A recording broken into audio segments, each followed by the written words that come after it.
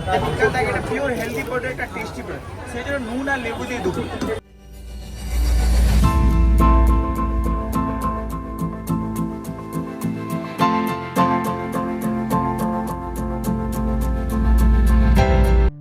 আজ গণেশ চতুর্থী। আমার ঘরেও একটা গণেশ আছে, ছোট্ট গণেশ। আমি যে কোনো ঘরের পুজো নিজেই করি, তাই আজকেও সকালবেলা গণেশ পুজো আমি নিজেই করেছি। এখন আমরা চলে যাচ্ছি গণেশ ঠাকুর দেখতে। কলকাতায় এখন বেশ অনেক গণেশ পুজো হয়, আর বেশ জাঁকজমক ভাবে হয়। তাই চলো, তোমরা পুরো ভিডিওটা দেখতে থাকো। আমরা কোথায় যাচ্ছি না যাচ্ছি সবকিছু দেখাবো। আমরা চলে এসেছি সল্টলেকের বৈশাখীতে। সল্টলেকে অনেক গণেশ পুজো হয়। বাড়ির যেহেতু কাছাকাছি সল্টলেক হয় আর যাতায়াতে খুব সুবিধা হয়, তাই আমরা সল্টলেকেই এলাম। আমরা এসেছি এখন সন্ধেবেলা, ওই সন্ধে 7:45 মতন বাজে। আর দেখো কত মানুষ আর কত সুন্দর মেলা বসেছে পুজো মণ্ডপের বাইরে। বিকাল থেকে একটা পিওর হেলদি প্রোডাক্ট একটা টেস্টি প্রোডাক্ট, সেই জন্য নুন আর লেবু দিয়ে দুপুর, নালে খাবার সোডা নালে রাখছে। আর আমি এই দোকানটায় শুধু মাটির বাসনপত্র পাওয়া যায়, বিভিন্ন দামের, ছোট বড় মাঝারি সাইজের। কম যে হাঁড়িগুলো সেইগুলো কোনোটা 600, কোনোটা 900, কোনোটা 1200 টাকা দাম।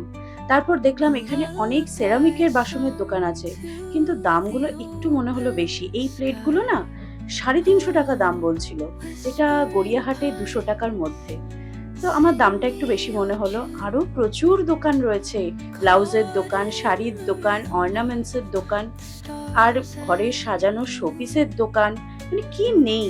খুব ভালো লাগলো গিয়ে। বেশ একটা পুজো পুজোর রব শুরু হয়ে গেছে মনে হচ্ছে। রাস্তায় বেরিয়ে এরকমই মনে হচ্ছিল যেন পুজোর সময় আমরা যেমন ঠাকুর দেখতে বেরোই সেরকম। এই মেলাটা থাকবে 23 তারিখ অবধি। তোমরা চাইলে কিন্তু ঘুরে আসতেই পারো। আর মেলা মানেই তো গরম গরম জিলিপি, নিমকি, বাদাম, গজা এসব তো থাকবেই। কি অপূর্ব লাগছে।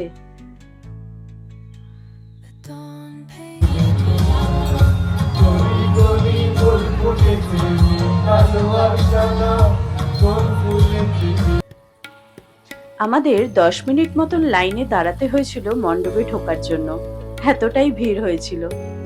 যাই হোক, কিন্তু মণ্ডপে ঢুকে মনটা ভরে গেল। এত সুন্দর গণপতি বাপ্পা বসে আছে।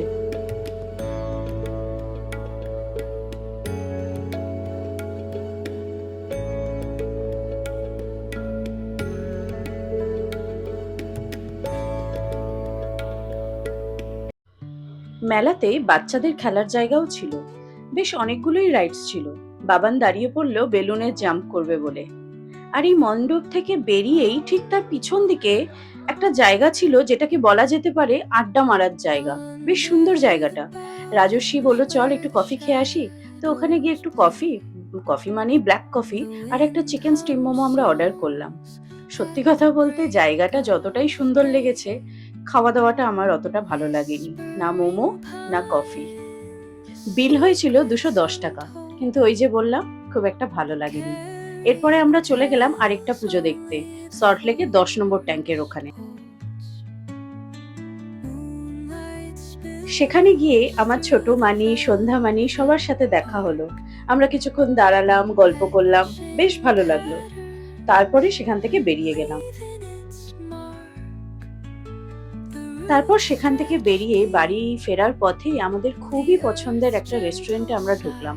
বাবান অনেকক্ষণ ধরে বলছিল রেস্টুরেন্টে চলো।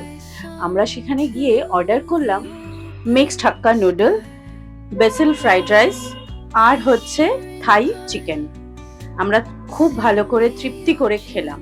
আর অনেকটাই রাত হয়ে গেছিল, কালকে বাবানের আবার স্কুল আছে। তো আমরা এখান থেকে খাওয়া দাওয়া শেষ করেই বাড়ি চলে গেছি। তো আজকের ব্লগটা এই অবধিই থাক। কেমন লাগলো তোমরা অবশ্যই জানিও, আর ভালো লাগলে প্লিজ লাইক অ্যান্ড শেয়ার করো। সবাইকে জানাই গণেশ পুজোর অনেক অনেক শুভেচ্ছা। সবাই ভালো থেকো, সুস্থ থেকো।